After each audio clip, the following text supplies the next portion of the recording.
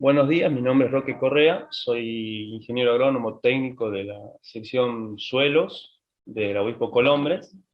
Bueno, hoy vamos a compartir una charla sobre nutrición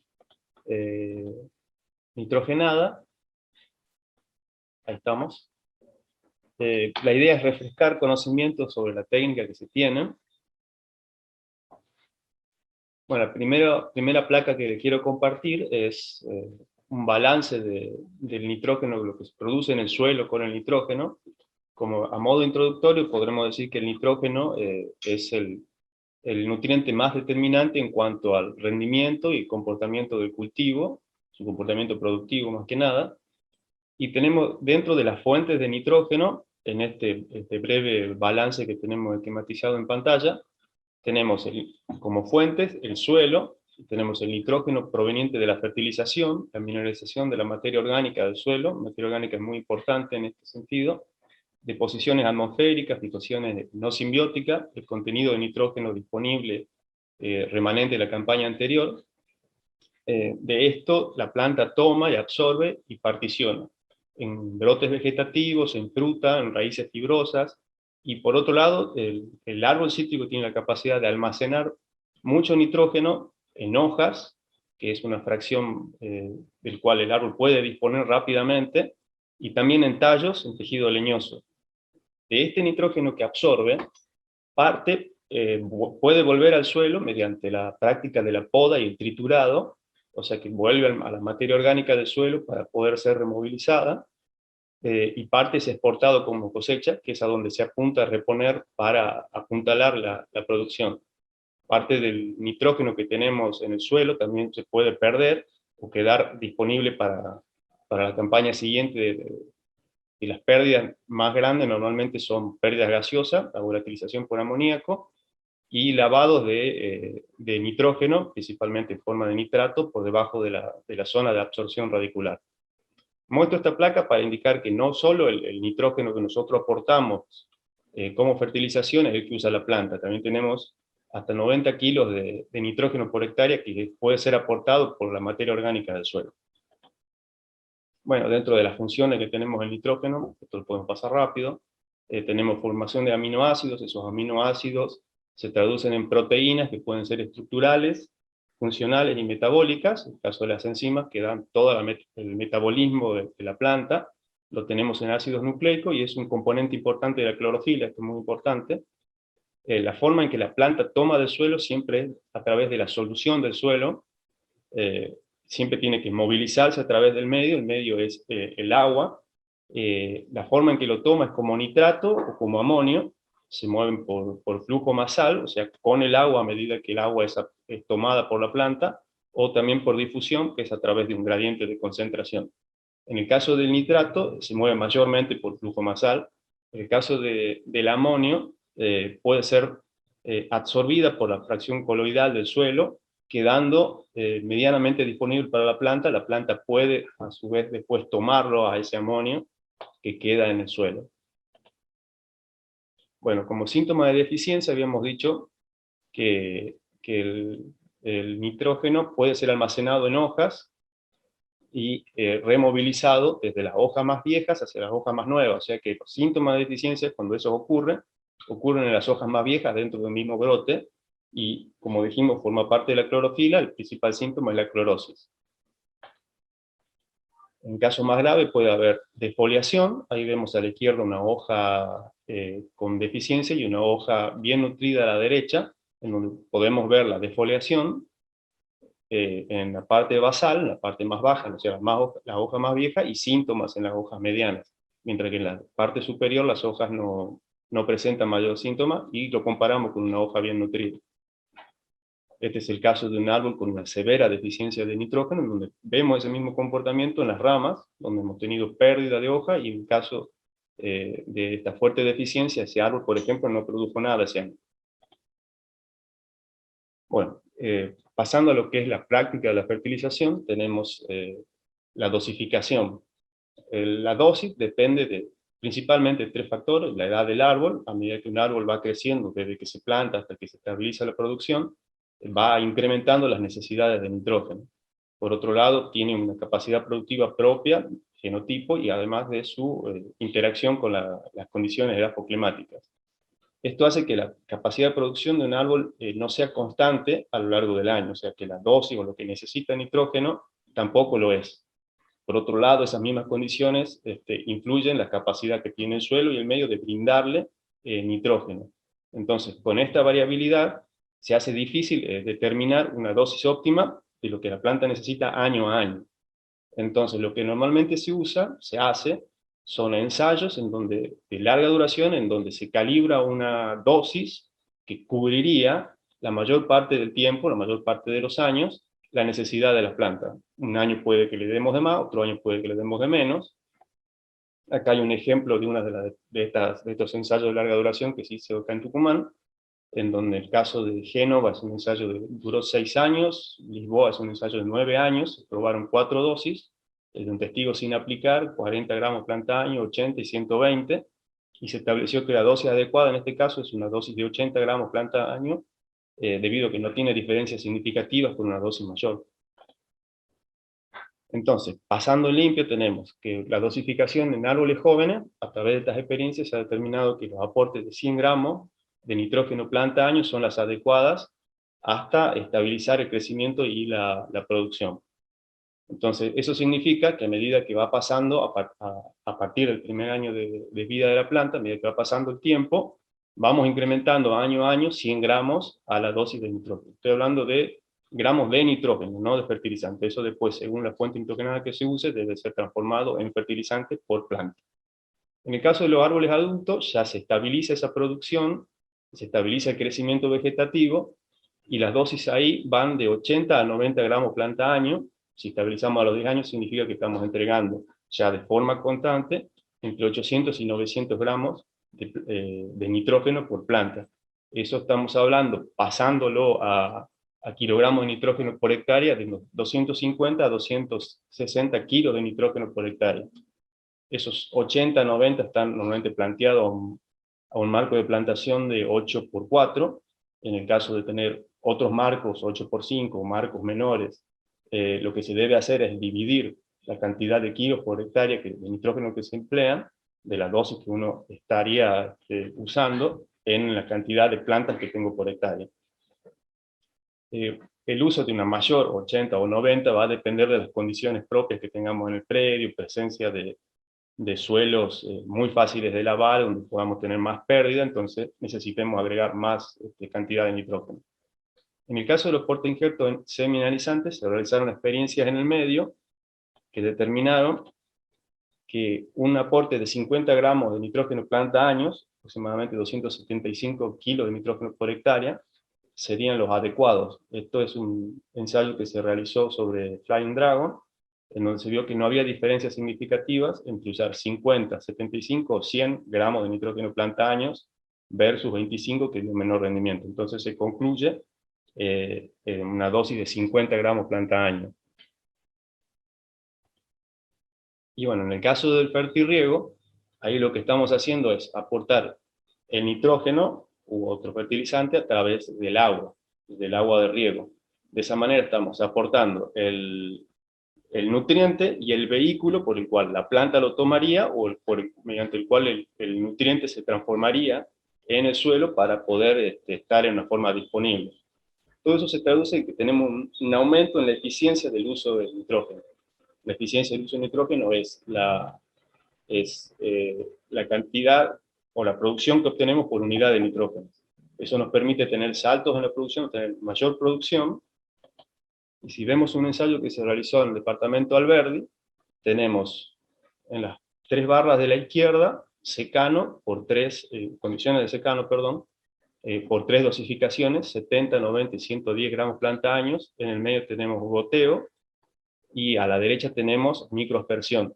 Y vemos que la dosis que mejor resultó fue la de 70 gramos planta año, tanto en microaspersión como en goteo.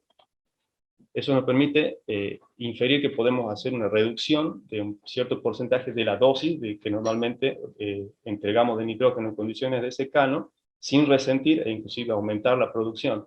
Otros ensayos hechos en el medio en naranjo, el anterior, perdón, era en limonero, otros ensayos hechos en naranjo compararon 60 versus 80 y tampoco encontraron diferencias significativas, por lo que se concluye que una reducción de 20% en la dosis de nitrógeno sería adecuada para estos usos.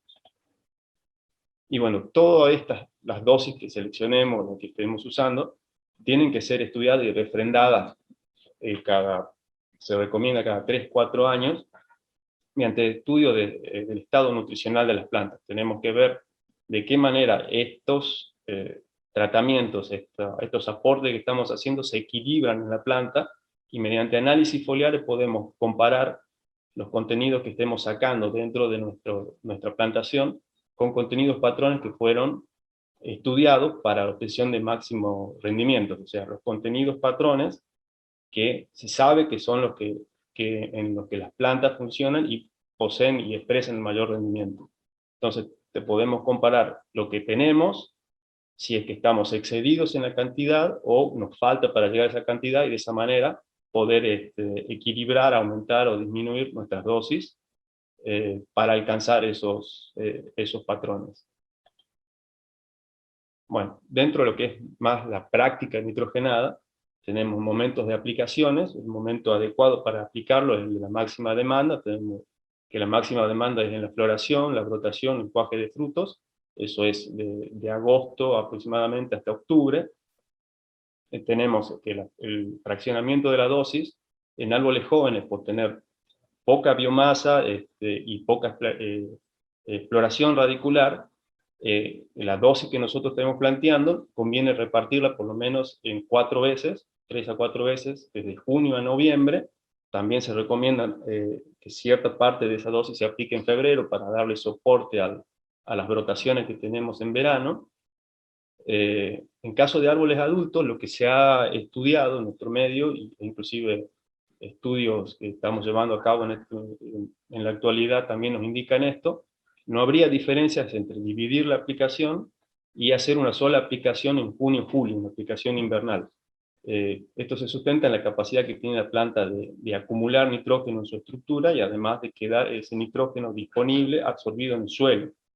En una planta grande con mayor exploración radicular puede tomarlo y usar ese nitrógeno a lo largo del año. Entonces, la recomendación general es una aplicación en junio-julio. Pero bien, también tenemos distintas situaciones, por ejemplo, en situaciones, como había dicho hace un rato, o de baja fertilidad, o bien presencia de suelos arenosos, sueltos, con bajo contenido de materia orgánica, en donde esa dosis quizás no es retenida adecuadamente, en lo que conviene repartir esa dosis también entre junio, concentrando la mayor cantidad en ese momento, porque es la que nos daría soporte a la floración, la rotación y el cuaje, pero también repartir en la menor proporción, por ejemplo, un 30% de la dosis o un 40% de la dosis, 2 veces más, por ejemplo, en octubre o noviembre. Con respecto a la dispersión de fertilizantes, en caso de los árboles jóvenes, la práctica recomendada es alboleo en un área que sea 2 veces la proyección de la copa. El fertilizante no tiene que ser puesto a chorrillos o acumulado en ciertas áreas, siempre tiene que estar bien repartido. Recordemos que se aplica sobre el suelo, y eso genera un intenso intercambio químico entre el suelo y el fertilizante, que se tendría que mineralizar para poder estar disponible. Tenemos solubilizaciones, hidrolizaciones, que generan, por ejemplo, en el caso de la urea, procesos de volatilización que podrían provocar quemado de raíces. Las raíces del suelo en situ, como ven un poquito más adelante, son muy superficiales, y una gran generación de amoníaco podría quemar tejidos vegetativos jóvenes, por ejemplo. En el caso de árboles adultos, también se tiene que respetar eso, nada más que se utilizan 2 bandas, una a cada lado de la hilera, al tener un solo seto vegetal, con bandas de aplicación que van de 1,5 metros a 2 metros, coincidiendo el medio de esa banda de aplicación con el límite de la proyección de la copa. Si vemos en este esquema, este es un estudio que hicimos de densidad radicular, en limonero Lisboa sobre citrumelo, en la localidad de Caspinchango, vemos que cada cuadrito expresa la densidad longitudinal radicular, se expresa en centímetros de raíz fibrosa por centímetro cúbico de suelo. Vemos que tenemos el sistema radicular concentrado hasta el 50% de los primeros 20 centímetros de suelo. Y si lo analizamos de forma vertical, veremos que tenemos la mayor concentración en esta misma banda donde estábamos explicando hace un rato. Esta es la línea que representaría el límite de la proyección de copa, y vemos que entre estas distancias es donde en profundidad tenemos la mayor cantidad de raíces, o sea que mejora la probabilidad de poder absorber el nutriente que nosotros estemos aplicando. Bueno, en cuanto a las condiciones de aplicación, es recomendable que las aplicaciones se realicen con plantas secas. La aplicación se realiza o manual o mediante el uso de maquinaria dispersora con discos centrífugos y uso de deflectores. Siempre hay que apuntar a generar estas bandas de 1,5 metros a 2 metros de ancho, y las plantas tienen que estar secas principalmente por el hecho de tener rocío sobre las plantas o plantas mojadas, haría que los gránulos se peguen y podrían generar quemados. Por otro lado, en caso de realizar una aplicación mecanizada, siempre se debe usar el fertilizante en las mejores condiciones posibles. En caso de tener fertilizantes apelmazados o aterronados, se tendría que dejar eso para una aplicación manual. Todo para evitar pérdidas operativas, de tiempo operativo, al trabarse la máquina usando estos materiales. Bueno, pasamos a los fertilizantes nitrogenados, las fuentes nitrogenadas utilizadas. La que más se utiliza es la urea, porque tiene la mejor relación de unidad de nitrógeno, posee 46% de contenido de nitrógeno, perdón. Otra fuente nitrogenada utilizada es el WAN, tiene 32%, esta es una solución, es líquido, posee un 50% como WAN, y el otro 50% como nitrato de amonio. Este nitrato de amonio posee un 25% entonces en el WAN como nitrato, y otro 25% como amonio. Recomendada para las aplicaciones en sistemas de fertirriego, o sea que en el caso de usar otro fertilizante como la urea, esta debería ser previamente disuelta para poder inyectada, en cambio el WAN ya viene directamente líquido. Y también en el caso de hacer dispersiones en superficie, se utilizan los equipos de aplicación de herbicidas, es preferible usar boquillas que generen chorreados, y siempre aplicar en las bandas de las que estábamos hablando hace un rato. Otra fuente nitrogenada muy utilizada es el nitrato de amonio calcáreo. Nos brinda es un fertilizante que al solubilizarse nos brinda rápidamente el contenido, el nitrógeno, ya listo para que la planta lo absorba como nitrato, un 50%, y el otro 50% como amonio. Posee una concentración de nitrógeno del 27%, y es el fertilizante más recomendado para condiciones de pH ácido. Esto es debido a que tiene una baja residualidad ácida, y por otro lado, en esas condiciones tenemos limitantes para la mineralización de otro fertilizante, como puede ser la urea o el WAN, y este fertilizante nos brinda rápidamente el nitrógeno para que la planta lo utilice. Entonces eso hace que lo podamos usar también para los casos en donde tenemos que suplir rápidamente una deficiencia, o nuestra ventana de aplicación sea muy estrecha, muy corta en tiempo. Otra fuente que se está utilizando mucho últimamente es la urea con aditivos. Estos aditivos son compuestos que lo que hacen es retrasar la amonificación, que es el primer paso que se da, la hidrólisis de la urea, donde resulta como producto final el amonio.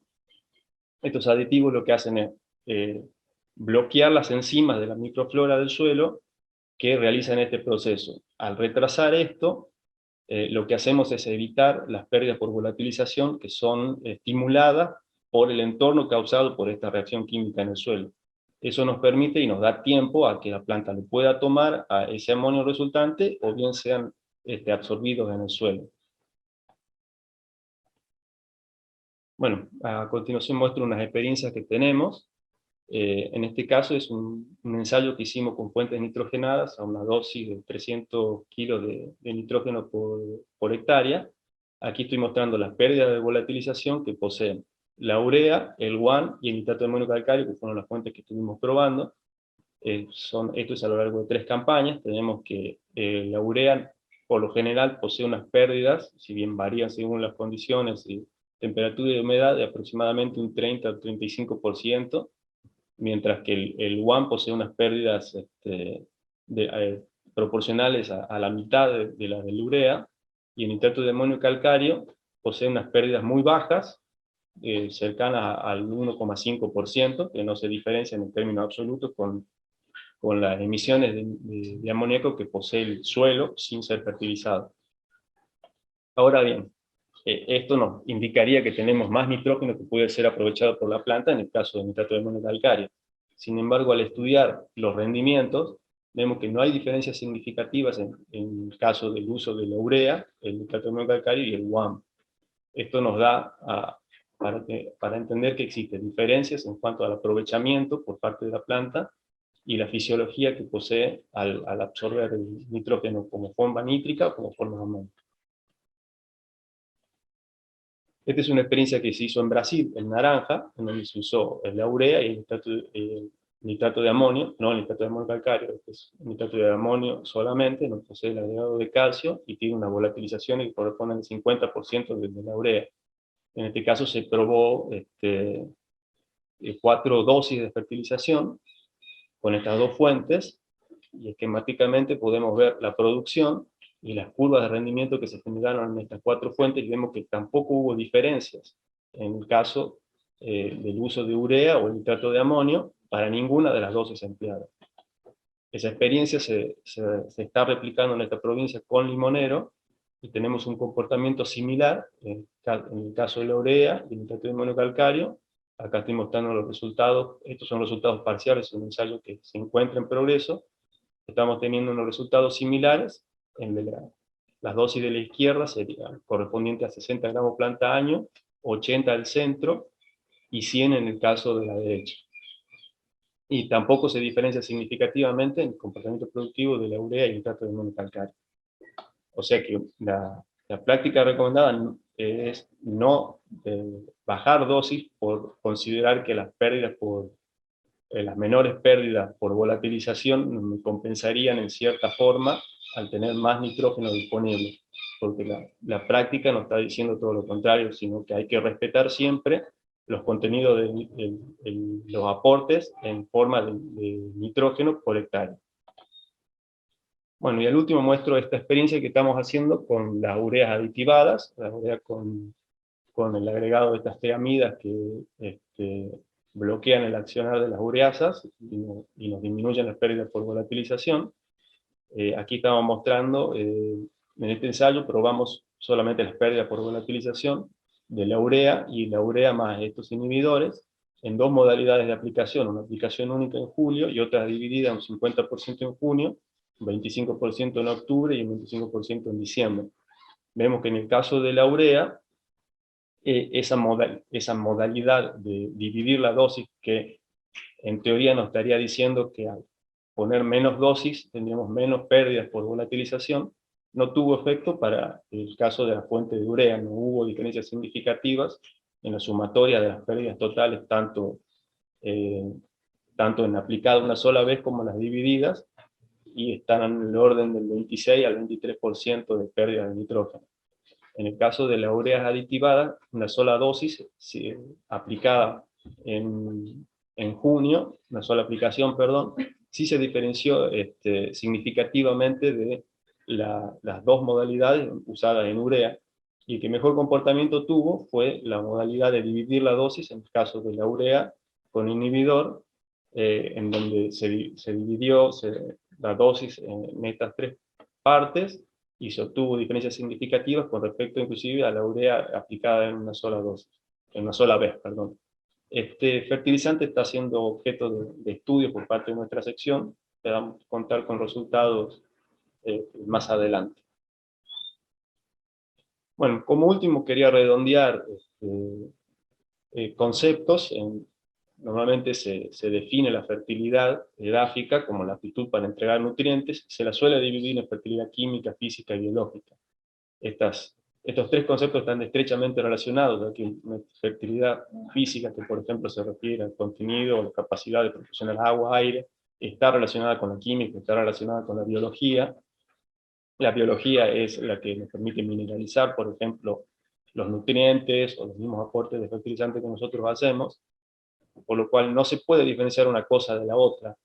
Entonces, mantener una adecuada fertilidad edáfica, en el caso que estamos hablando sobre el nitrógeno, no está relacionada solo con aplicar fertilizante. Entonces, todas las prácticas que nos ayudan a mantener una fertilidad alta, nos ayuda a mantener la fertilidad en el caso del nitrógeno. Y por lo tanto, todas las condiciones que reducen la fertilidad nos van a reducir las condiciones, los aportes de nitrógeno en nuestro suelo. Entonces tenemos procesos como por ejemplo la erosión, la pérdida de suelo que se hace siempre sobre el suelo superficial, que es el suelo que mayor cantidad de materia orgánica tiene, más fértil, por lo cual es una doble pérdida por eso. Procesos de compactación, pérdida de poros, de aire y capacidad de almacenaje de agua, suelos de pH bajo, procesos de acidificaciones que se han comprobado con el uso continuo de urea, presencia de suelos anegadizos. Todo eso nos disminuye la fertilidad y por supuesto la provisión de nitrógeno en la planta. Entonces tenemos que tener siempre presente que tenemos que cuidar el recurso suelo. Y dentro de esas prácticas, para cuidarlo primero tenemos que conocer.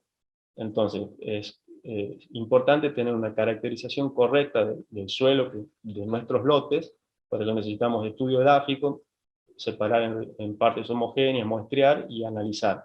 Allí podremos tener caracterizar nuestro suelo, el contenido de materia orgánica, el fósforo disponible para las plantas, condiciones como pH, presencia o no de calcáreos, capas de textura desfavorables, por ejemplo, y de esa manera poder enfocar las prácticas para el cuidado de este suelo.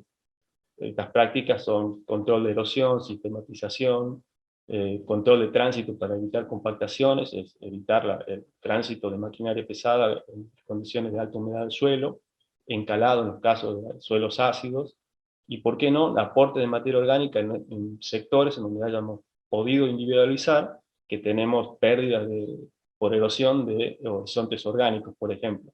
En una provincia como Tucumán, donde tenemos ciertamente disponible derivados de la industria sucroalcoholera, como el caso de la cachaza, en donde se podría utilizar, siempre dependiendo de que la superficie donde se haya producido esta oración nos permita, para realizar aporte en estas zonas y mejorar así la fertilidad en estas zonas.